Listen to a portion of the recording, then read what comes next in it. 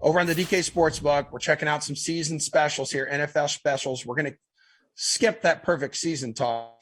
Pearce, 17-0 for the Jaguars, plus 40,000. We know you've already sprinkled a little bit on that, but let's move over to your second favorite team, the Detroit Lions. Pearce, which team will Detroit get their first win against?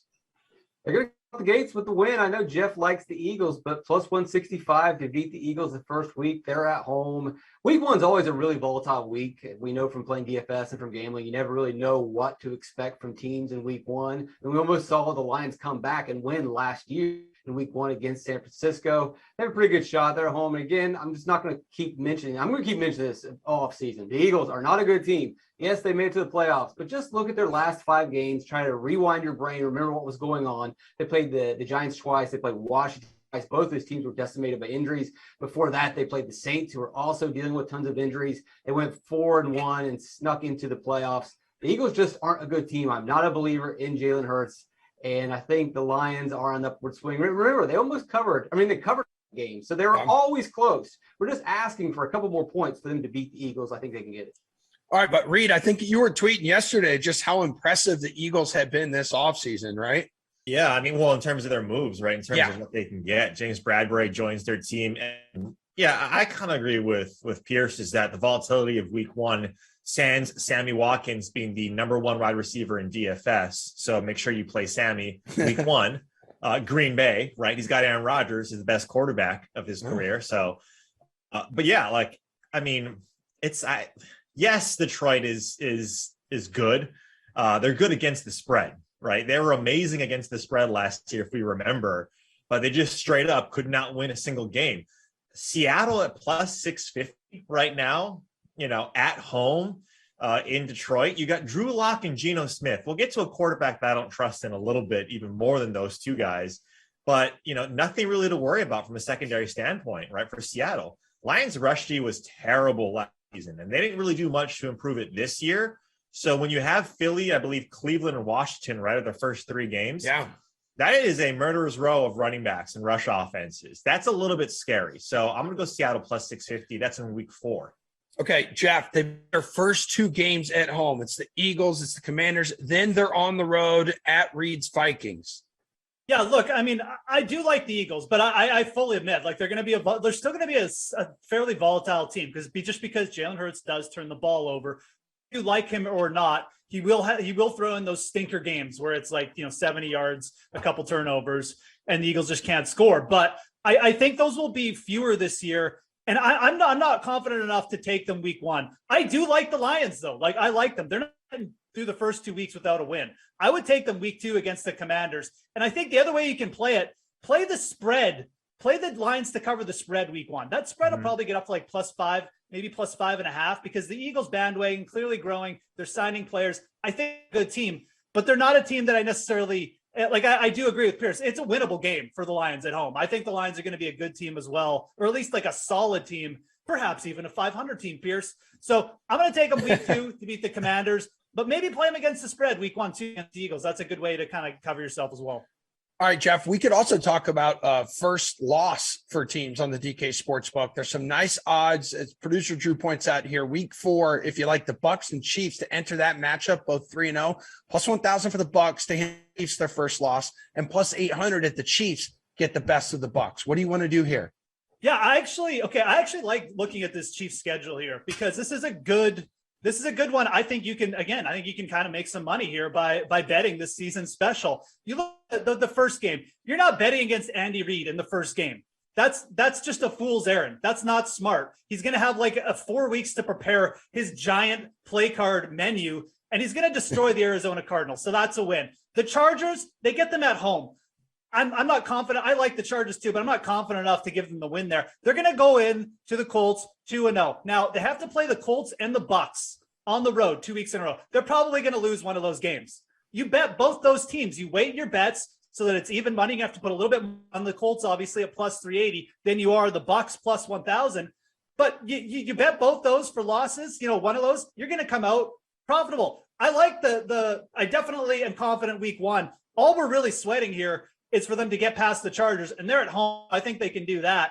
But there's definitely opportunity to take either the Colts or the Buccaneers as the first loss. And again, you bet them both. You weight your bets. I think you're going to be in a good spot. And Pearce, the Chiefs got off to a pretty rough start last season, though, didn't they? And now no Tyreek Hill. Did someone say fool's errand? Well, here I am, and I will bet against the Chiefs in week 1. I know Andy Reid. You give him extra time to prepare. He's supposed. Well, he's not supposedly. He's great. You can look at the numbers off of a bye week.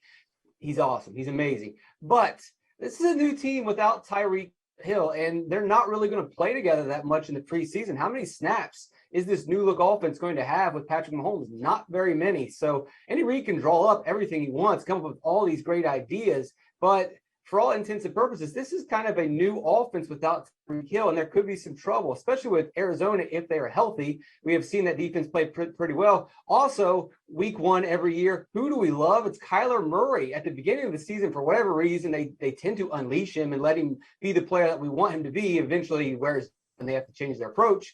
But in week 1, you get a healthy Kyler Murray. We saw what he did last year. We saw what he did the season before that. He could absolutely eviscerate this Chiefs defense. If we remember, for half the season, the pass defense was pretty weak. They got it together, but they could come out the game weak again. Yep.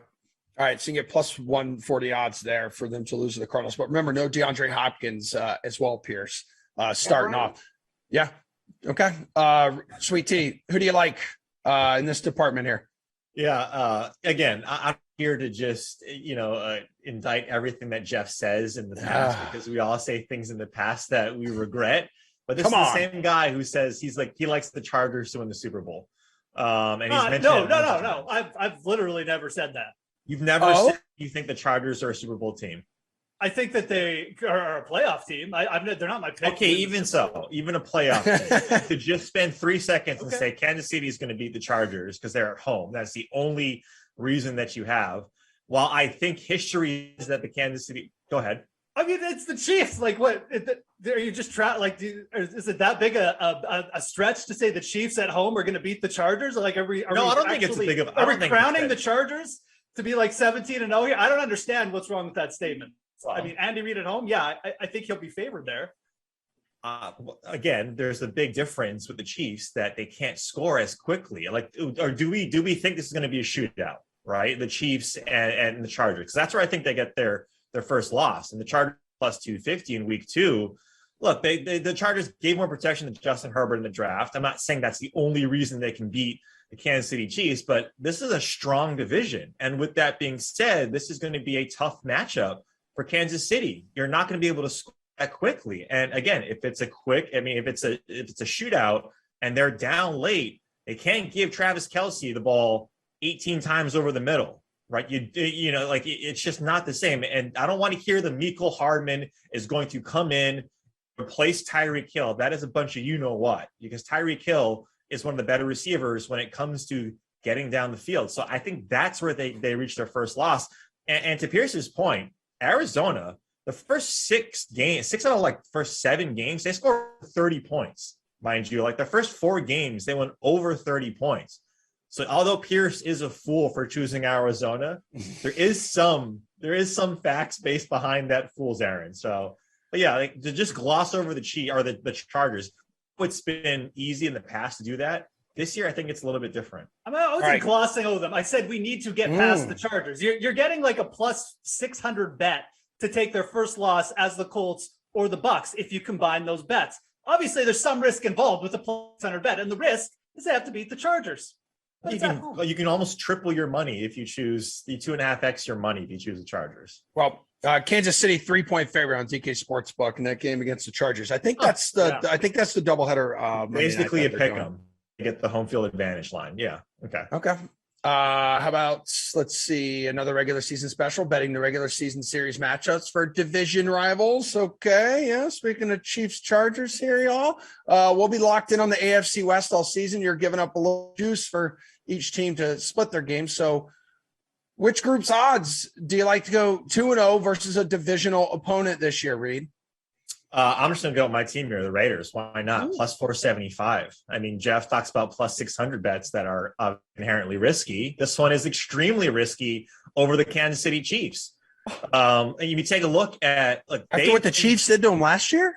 Yeah, they've been destroyed by the Chiefs, and they were. I forget what the difference was in terms of their 2 games. It was like 94-7, whatever it was. So you better be thinking the Raiders every season, not just this season, are circling these two games, right? And Pearce talked about their secondary.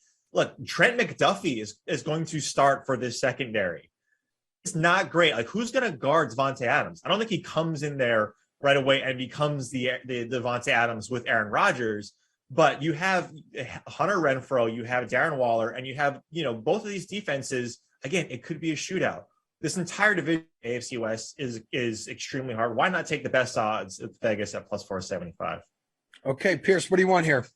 Let's keep picking on the Chiefs. I'll take the Chargers to win both There we games go. for plus 290. Let me remind everyone, the last time that we saw the Chiefs play, up 21-3 going into the half, and they choked the game away. They were exposed in the second half of the AFC Championship game. If you can get pressure on Mahomes, he struggles. And now he's not even going to have Tyreek Hill as a safety valve. And guess what? The Chargers have a pretty good pass rush. Chargers added a cornerback in J.C. Jackson. They added Khalil Mack to help with their rush defense. Their offensive line, they drafted in the first round the last 2 years. That's going to get better.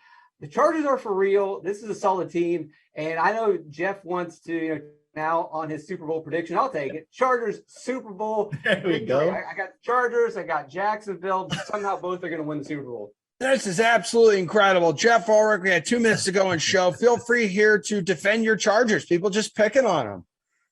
I mean, I'm very tempted to pick against the Chargers right now, but I mean, Reid is mad at me for picking the Chiefs to win a home game. I don't even know how that's a hot take, but I'm going to stick with this theme, but I'm going to go to the Broncos to beat the Chiefs twice this year. And here's the thing. Look at the Chiefs' schedule and when they play the Broncos. It's very important. You know who the Chiefs play the week before the Broncos? They play on the road at Cincinnati. Chiefs are going to be very keyed up for that game. It's a revenge spot. But guess who they have to play the week after? They have to go on the road at Mile High late in the year. They're going to lose that game because they're going to be exhausted from the week before. They're going to be on the road. And then week 17, the Broncos get the Chiefs at home.